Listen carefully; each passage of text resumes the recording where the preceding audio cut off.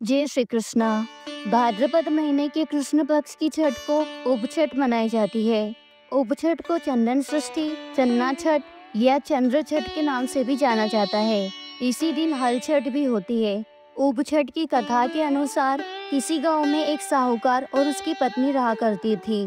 साहूकार की पत्नी रजस्वला होती थी। तब भी सभी प्रकार के काम जैसे कि रसोई में जाना, पानी भरना इत्यादि सभी प्रकार के कार्य कर लेती थी। उनके एक पुत्र था। पुत्र की शादी के बाद साहूकार और उसकी पत्नी की मृत्यु हो गई।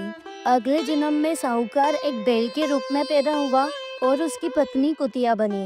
ये दोनों अपने पुत्र के यहाँ ही थे। बैल से खेतों में हल जुताया जाता था और कुतिया घर की रखवाली करती थी। एक समय पिता के श्राद्ध के दिन पुत्र ने बहुत से पकवान बनवाए। खीर भी बन रही थी।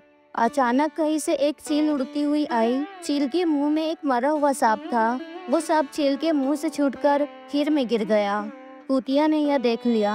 उसने सोचा इस खीर को खाने से कई लोग मर सकते हैं। उसने खीर में मुंह अड़ा दिया ताकि उसे कोई न खाए।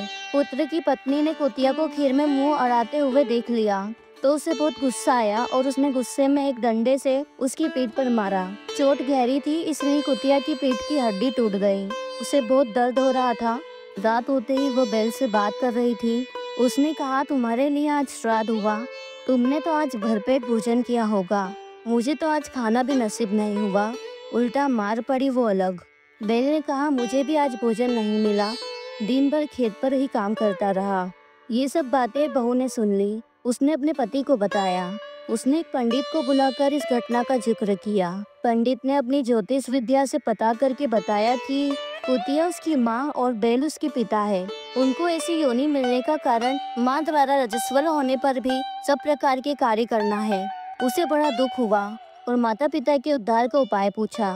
पंडित ने बताया, यदि उसकी कुंवारी कन्या भाद्रपद कृष्ण पक्ष की षष्ठी यानी उपछठ का व्रत करे, शाम को नहाकर पूजा करे, उसके बाद बैठे नहीं, चांद निकलने पर अर्घ्य दे, अर्घ्य देने पर जो जल गिरे उसे बैल और कुतिया छुए तो उनका मोक्ष हो जाएगा। जैसा पंडित ने बताया था, कन्या ने उपछठ का व्रत किया, पूजा की, चांद निकलने पर चांद को अर्घ्य दिया। अर्घ्य का पानी जमीन पर गिरकर बहते हुए बैल और कुतिया पर गिरे, ऐसी व्यवस्था की। पानी उन पर गिरने से दोनों को मोक्ष प्राप्त हुआ और उन्हें इस योनि से छुटकारा मिल गया। हे उपछठ माता, जैसे उन पर कृपा करी वैसे सब पर करना। कहानी कहने वाले और सुनने वाले सभी का भला करना। बोले छठ माता की जय। इस कथा के साथ गणेश जी व लपसी तपसी की कथा अवश्य सुने। इन कथाओं को सुने बगैर कथा का पूर्ण फल प्राप्त नहीं होता है। हर व्रत कथा के साथ सुनी जाने वाली कथाओं की प्लेलिस्ट हमारे चैनल पर उपलब्ध है।